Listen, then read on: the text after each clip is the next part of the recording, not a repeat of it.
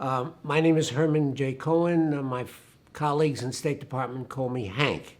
And I had a very interesting experience when I was Assistant Secretary of State in South Africa, because there was a lot of discussions going on about are the white people going to end apartheid, this system of segregation where the blacks were totally repressed and the 15% of the population who were white were getting all the economic advantages.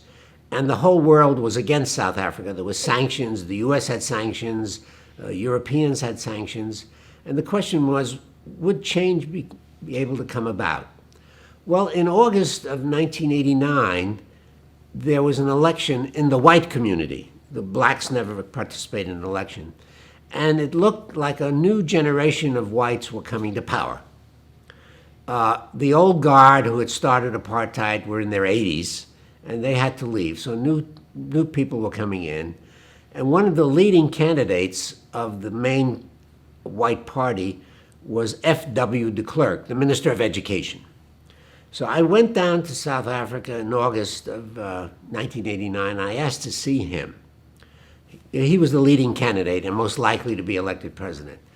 So he was in Durban, the beach city on the Indian Ocean, campaigning. And he said, well, you can come down and meet me there. And I went down to Durban, and he met me in his hotel room one-on-one. We had no note takers. It was just me and him. And he said, I'm a child of apartheid. I was brought up in it. I believed in it. I still believe in it. I thought that was the best thing for the white people. But I'm going to tell you something right now. We're going to end it when I become president. I said, you're going to end it? Why are you going to end it? He said, we are an industrial nation, and we cannot advance and expand our economy without the assistance of the black population.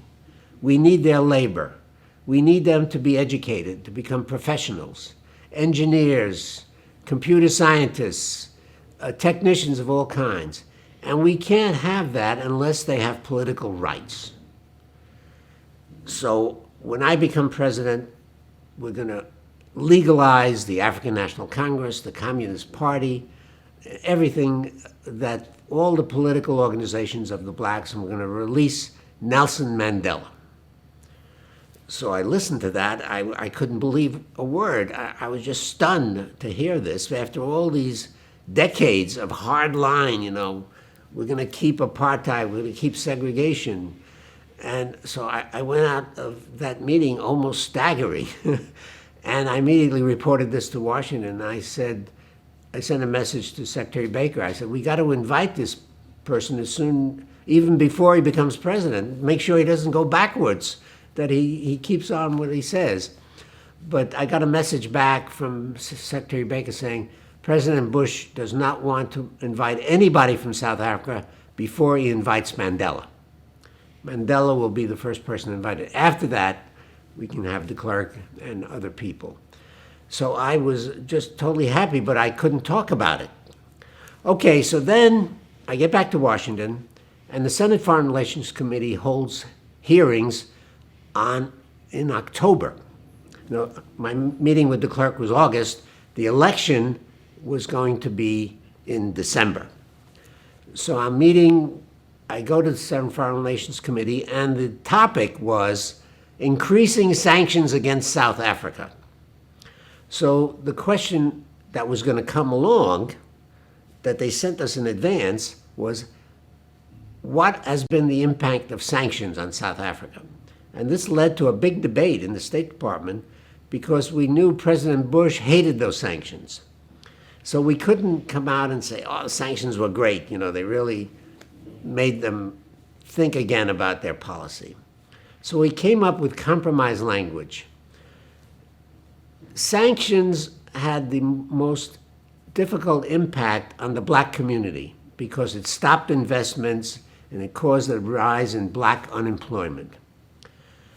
The whites didn't suffer economic hardship, but they had a psychological impact on the whites, and they got them to think about maybe their system wasn't that great.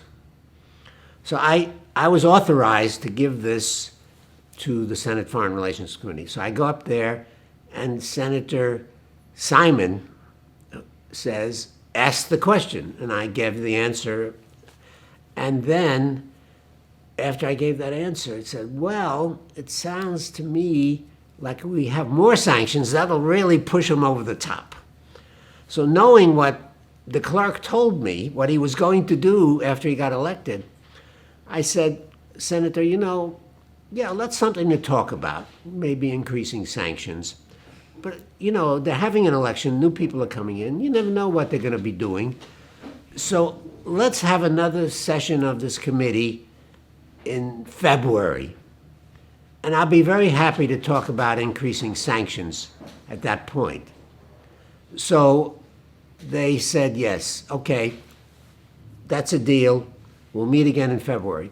So I go back to State Department, and Secretary Baker said to me, gee, Hank, you bought us some time. Isn't that great? Okay. So the next day in South Africa, headlines, we do not accept ultimatums. So they saw my testimony as an ultimatum. Shape up or there are going to be more sanctions, you see. But anyway, it was a fantastic experience carrying the secret from DeKlerk for 6 months until they had an election. And of course, he kept his word. He released Mandela, and everything was uphill from that point.